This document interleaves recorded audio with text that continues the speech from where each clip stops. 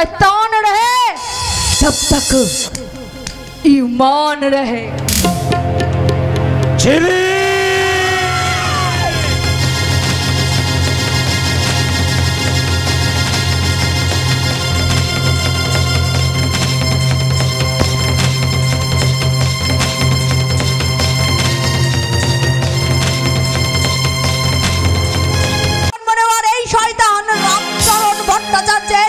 ঔরজাত সন্তান আমি জেলে না, এটা কিছুতেই হতে পারে না। কারণ রজনীকে এই বেনারসের কোঠা বাড়িতে বিক্রি করে দিয়েছিলাম। তারপর রজনী নদীতে ঝাঁপ দিয়ে আত্মহত্যা করে মারা গেছে। ওর গায়ের ওড়না দেখে আমি শনাক্ত করি রজনী আজও বেঁচে নেই। ঠিক, একদম ঠিক। 25 বছর আগের মৃতদেহটা যতটা ঠিক, আর তার গায়ের ওড়নাটা যে আমার মা রজনীর ছিল সেটাও একদম ঠিক। কিন্তু ঘটনাটা ছিল একটু অন্যরকম। ঘটনা মানে কিরকম ঘটনা? হ্যাঁ, ঘটনা রামচরণ ভট্টাচার্য। আজ থেকে ঠিক 25 বছর আগে আমার মা রজনীকে তুই আর তোর সাগরেত কানা নিমাই যখন বেনারসের কোটা বাড়িতে বিক্রি করে দিলি, মা তোর আর নিমায়ের গোপন কথা গোপনে শুনে ফেলেছিল আর মনে মনে প্রতিজ্ঞা করেছিল কোটা বাড়ি ছেড়ে তোরা বেরিয়ে যাওয়ার পরই মা সে বাড়ি থেকে পালাবে। আর মা চিন্তা মতন কাজও করলো তাই। কারণ তোরা যখন বেরিয়ে গেলি বাইরে উঠেছিল তখন প্রচণ্ড ঝড়, চারিদিকে ঘুটঘুটে অন্ধকার, মাঝে মাঝে বিদ্যুৎ চমকাচ্ছে। তার মধ্যে থেকে এই কোঠা বাড়ির একটা গোপন পথ দিয়ে আমার মা বেরিয়ে পড়লো। বেরিয়ে অন্ধকারে একটা জঙ্গল দিয়ে আমার মা ছুটতে লাগলো। ছুটতে ছুটতে ঠিক যখন নদীর ধার ঘেঁষে আমার মা ছুটছিল, মায়ের পায়ে আচমকা কিছু একটা বাঁধলো।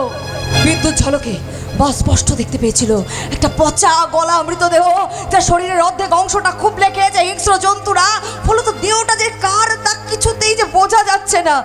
আমার মা সহ্য করতে পারলো না ওই মৃতদেহ দেখে, তাই তো নিজের গায়ের ওড়নাটা দিয়ে সেই মৃতদেহটাকে ঢেকে দিয়ে সেখান থেকে পালিয়ে গেল। আর পরবর্তী দিন সকালবেলায় সেই মৃতদেহের গায়ে আমার মায়ের ওড়না দেখে তোমরা মনে করলে রজনী আত্মহত্যা করে মারা গেছে। না না রে রামচরণ ভট্টাচার্য, রজনী আত্মহত্যা করে মারা যায়নি। হ্যাঁ, মারা যেত।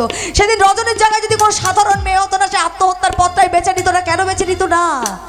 নিজের প্রিয় মানুষটা যখন প্রতারণা করে তখন নারীদের ওই আত্মহত্যার পথটাকে বেছে নিতে হয়।